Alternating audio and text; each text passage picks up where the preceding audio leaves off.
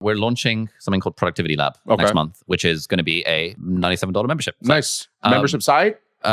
Membership with like daily Zoom co-working and weekly reviews and like goal setting workshops. It's basically helping creators, entrepreneurs, and professionals double their productivity. By doing a bunch of things, which it's attached to a course. So when we launch it, I'm going to do the course as a live cohort for the first 4 weeks. And then we'll record everything, turn it evergreen, etc. And we're thinking of doing this as sort of $997 for the year, which works out to $19 a week. So we're thinking $19 a week to double your productivity. If that's worth it to you, then come join Productivity Lab. One of my general questions is that I know a bunch of people who've done low ticket membership sites, $29 to $97 a month-ish. And like of the 5 people that I know, basically all of them have said that 3 and a bit months is their average churn. Yeah. Yeah.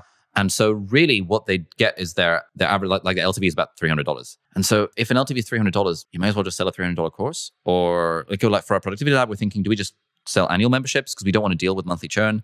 But the monthly churn is good because it forces you to improve the product. Then we're thinking billing quarterly, like Smart Passive Income do. We have quarterly and annual. Like, how do you think about like the duration of membership sites as it relates to churn and LTV? My quick follow question is that the productivity thing, $1,000 for 12 months. Are they paying up front for it? Yeah. And then is it renewing after that at another $1,000 for another 12 months? Yeah. Okay. Yeah. So obviously you guys are doing well.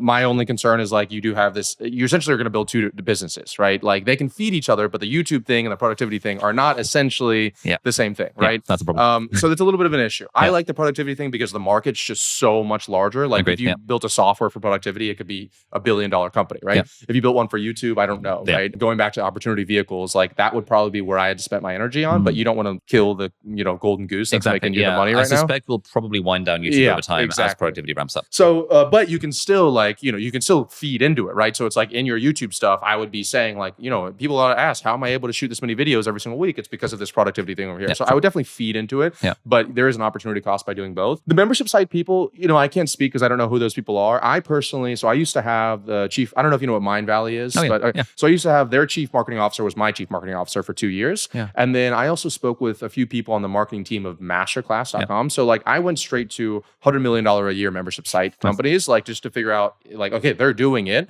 What do I need to do that's different? And I'll be respectful for their numbers, but it's definitely longer than 3 months. Their average member inside of there. I think that a lot of people do membership sites incorrectly. I think that they throw like all the content out there thinking that I'll be providing value, but then people feel overwhelmed and they're not taking advantage of it. So then they hop off. There's a few different things on top of it. I won't get into unless you want me to, but in my eyes, I would make the entry point something like whatever, $35 to $49 a month for this productivity baseline package, right? That you can put that as the first link inside of YouTube and then everybody joins that. And that's just building solid MRR that you're getting from inside of there. Then you can sell this productivity course for $1,000. I would really stress you to do $2,000 for 6 months. It includes 6 months of the $90 or $49 a month thing. And then after that, it will automatically start renewing them at the $49 a month. So you can get the upfront cash infusion and you can send that. But also for productivity, maybe a lot of people can't afford the $1,000 or $2,000 thing as well. And so they can come in on the $49 base package on top of that.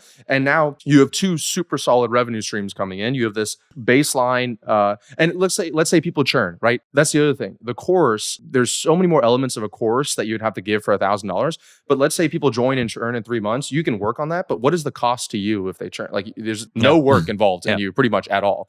So it's like you keep that in, you work on the churn, and then you have this other package here, which is, I would really stress $2,000 for 6 months. We just did this. We just launched a webinar yesterday, $2,000 for 6 months. It includes 6 months of scaling school. And then after that, it starts renewing in addition to that. And then when you launch the SaaS product, which is what we're planning on doing as well, you can do the exact same thing. And you can say, hey, if you get the SaaS product, it includes 6 months of my membership site community on top. And the SaaS product is going to be high-ish ticket? Somewhere between $297 and $497 a month. Okay, so like ClickFunnels type pricing. Exactly. Somewhere like I think like more B2B. like high roast B2B. Yeah, it'll be something along those lines. If you want my help installing any of these systems in your business done for you, be sure to book a call with my team down below.